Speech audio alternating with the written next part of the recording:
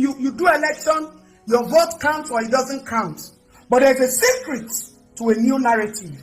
The day you begin to hold your leaders accountable, the day you begin to understand that it is not by a political party, neither is it by a man called Messiah or Savior, that is when Nigeria will change.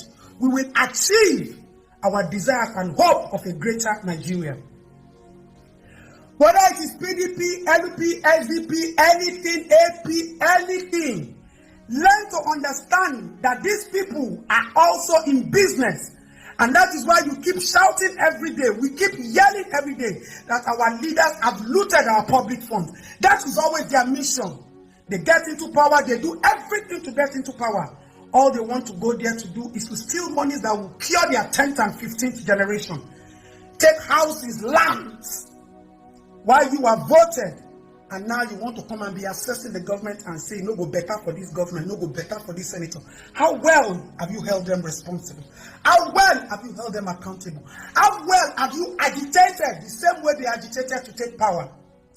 Politics is business. It's an entity for some people. While you are struggling selling your Ankara and doing your makeup, they are also struggling day and night looking for how to steal and loot public funds. They are not there because of you and I. They are there because they are poor. And they are greedy, and all they want is to steal public funds. So, fellow citizens of Nigeria, please watch that video very well and understand that change, the narrative of change, does not lie with one person. But the narrative of change lies with whoever is there should be held accountable. Whoever is there should be dragged by their balls. Bible says the kingdom of God suffereth violence, and violence taketh it by force. When all of you were saying that they rig election, did they take it easily? They took it by force. And you want change to come to your country with ease without holding your chairman accountable, holding your councillor, your house of assembly, your governors accountable. Then where is the dream of change? When is it going to come to reality? When is it going to become a testimony?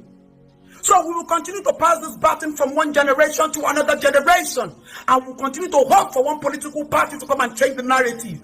Political parties are not established to change the narrative of any country. Political parties are supposed to be there to change every 8 years or 4 years. Have they ever done that? No. We have inherited poverty.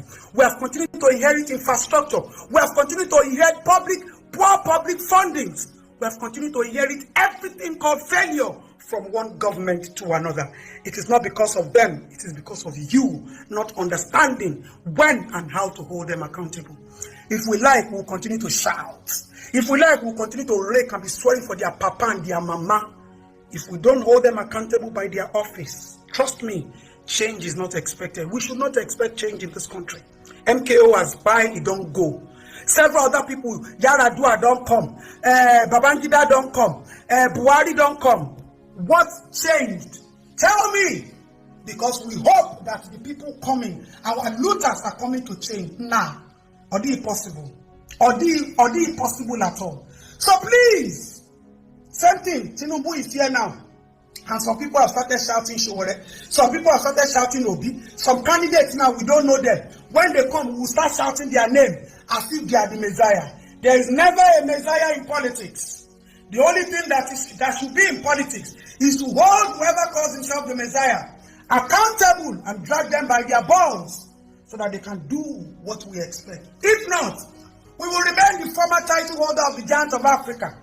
Our girls will continue to be objects and instruments. There will be nothing called the future generation because gerontocrats will continue to pass the baton because they know how to play the game. So it's up to you, my people.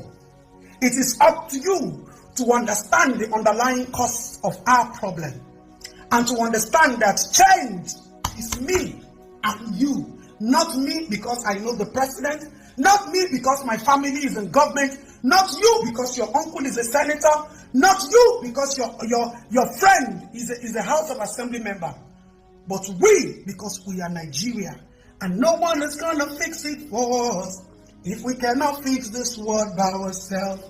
The way Nigeria is going right now, I am injured. Hey, no one is gonna fix it for us if we cannot fix this world by ourselves. It's up to you. Continue to wait for PDP, SDP, APC, AP. Now there go change, they continue to sing the song, go they wear costume, they celebrate Independence Day. Yet, nothing is independent about it. To like it shock everywhere. I will explain everything about Abure to you, the way it will be clear to you. So you both will know the kind of person he is. Abure was arrested in Benin City in February 2024 by the DSS over allegation of attempted murder and possession of shotgun and 3 rounds of live ammunition. The police accuse him of faking party paper, letters to change candidates. Narrated that in me, just like what happened in the previous election.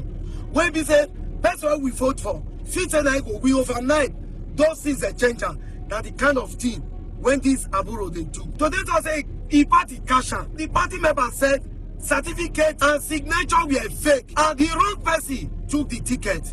You all know what happened in those states then. That is how this guy matriculate this. Even the Labour Party petition Abure say this man not supposed to walk free, but you know it cut though. They say a party matter, say they not get it and won't do about her. Why? Because there's a godfather somewhere backing this man. This is what we are always saying. When you have all this godfather around, you become a party bulldog.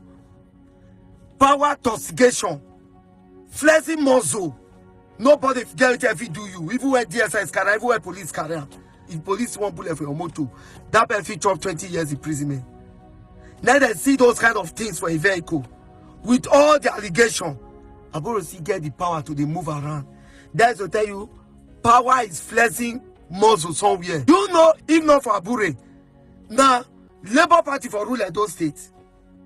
But he was just there matriculating everything, turning things around, changing documents, changing files. To the extent of Supreme Court, as big as Supreme Court, don't nullify and say he's no longer a Labour Party chairman. That his tenure has finished since June 2024.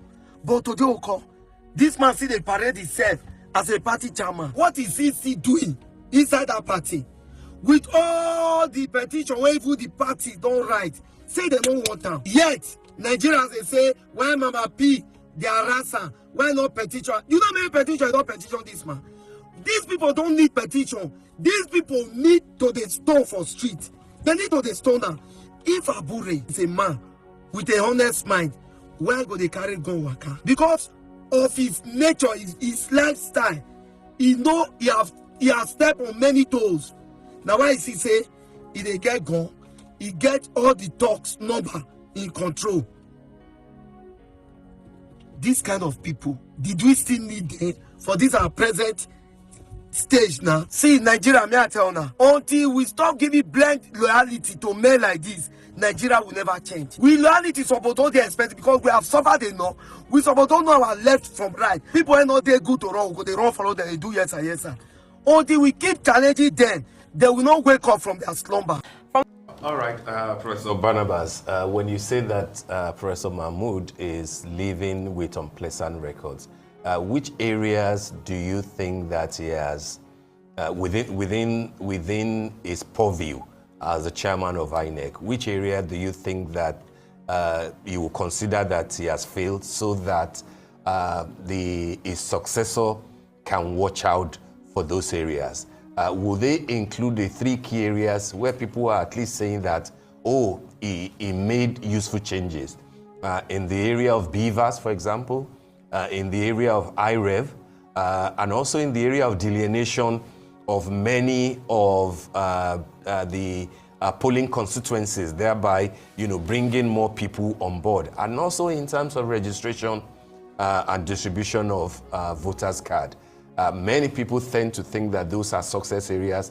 Are they also part of his failures? And what will you have the next person do so as not to repeat the errors and the mistakes and the failures, in your own words, of Professor Yakub? Like I said, if you assess Professor Mahmood in the context of the reforms that he brought to INEC in terms of the technology, application of technology in trying to ensure that people who are to vote are actually the people who will be present to vote. You will give him, kudos haven't done well in that area. But all this technology that he has brought into INEC, they have not delivered the desired outcome in terms of ensuring that votes count, and that's a major failure. You cannot say because someone has textbook to read, because someone attends class, and on the day of exam, the person fails to write, well, and so the person should be considered and passed on the basis of having attended classes and having read his books and all. In terms of outcome, counting of votes, obeying the rules that INEC itself has set, INEC failed totally. And the examples are there. I mean, the recent one where we can look back at is the one in Kogi State, where people manufactured votes. In fact, INEC, by its own guidelines, said that they were not going to announce anybody. Unfortunately, in the night, those INEC commissioners and their representatives went ahead to announce results that were fictitious, results that were manufactured by politicians. So, if the new INEC chairman, I hope that he comes and obey the rules that INEC has set. If INEC follows its guidelines, elections in Nigeria will be very, very good. If INEC follows its own rules in terms of what the criteria that elections must meet before the winners are announced, then you will see that people will have trust in INEC. One of the greatest undoing of Mahmoud's INEC is the fact that there is total, complete erosion of confidence in our electoral processes and even outcomes. And that's a major, undoing of his tenure, because both local and international observers, have, totally disagreed with the elections that Professor Mahmoud Yakubu, have conducted in the last 10 years. And so if you assess him on that, you know that he has done very badly in terms of conducting elections, in terms of announcing results, and then very importantly, in terms of obeying its own rules and guidelines for conducting credible elections. Professor Mahmoud had the luxury of, a lot of resources available to him, made available by the Nigerian state for him to conduct free and fair elections. But what we saw on the days of elections that were conducted by him was that they disregarded those processes, made nonsense of those technologies, and reverted back to the Nigerian way of doing things. And then they announce people and tell them to go to court, with the hope that they'll go to court, and then the courts will have their way in line with whatever arguments that are presented to them. So the incoming INEC chairman should know that word INEC, the I there is independent. It must be independent. It must not be seen to be under the influence of the Nigerian political class. For instance, under Mahmoud Jega, we have elections in 2027 that is coming.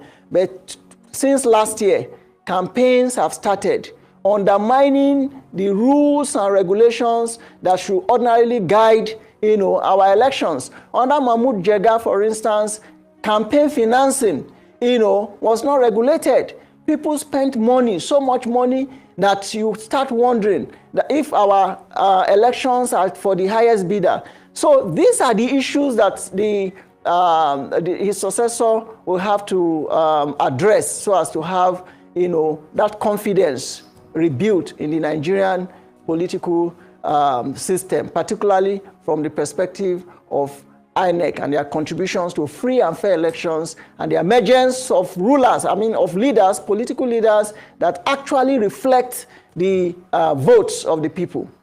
these are very valid issues. And when I listen to you speak, it then begs the question, Dr. Suleiman, would you say the issue is INEC as an institution or the political class? Because if you think about it, whether it is Mahmoud Jega, Mahmoud Yakubu, and whoever comes up next, do you think there will be any significant difference in the sense that it is the same institution, but it's different people, and it is the same behavior that we see in the political class? So the issue I'm wondering now for you, would you say it is INEC as an institution, perhaps its laws are not stringent, are not strict and stringent enough, or it is the political class whoever fits in that position of the chairman of INEC just automatically will be influenced by that class? It's about the people who man positions of responsibility. You know, how patriotic they are, how godly and God-fearing they are, to the extent that they are able to resist the inducement that come their way. Because we know that in all political societies, I mean, whether it's in the US or in the UK or in France, in Nigeria, in Niger, politicians will always be politicians. They will behave in a manner that will ensure that they win elections. However, the difference across these nations is the extent to which those who have been mandated to ensure that elections are conducted under free and fair atmosphere adhere to their own rules, resist intimidation, resist inducement, resist all forms of machinations that politicians ordinarily, truly to their character, would want to, go by. To say that if you have not won elections, we are not going to allow that you have your way. To ensure that you have not met the processes for nominations. If parties submit names, you resist it. And we have seen inconsistencies in the time of Professor Mahmoud Jega, to the extent that people who didn't contest in primaries were allowed to run and win elections. The case of Ahmed Lawal of Yobe State is there. Somebody who didn't participate in the primaries, the name was substituted at the last minute. When elections have been conducted and concluded and names submitted, they substituted it and INEC accepted it. You go to some other places where governments are not in favor of some candidates, INEC will reject it and use the law as the defense for such decisions. So we saw a lot of inconsistent decisions under Mahmoud Jega.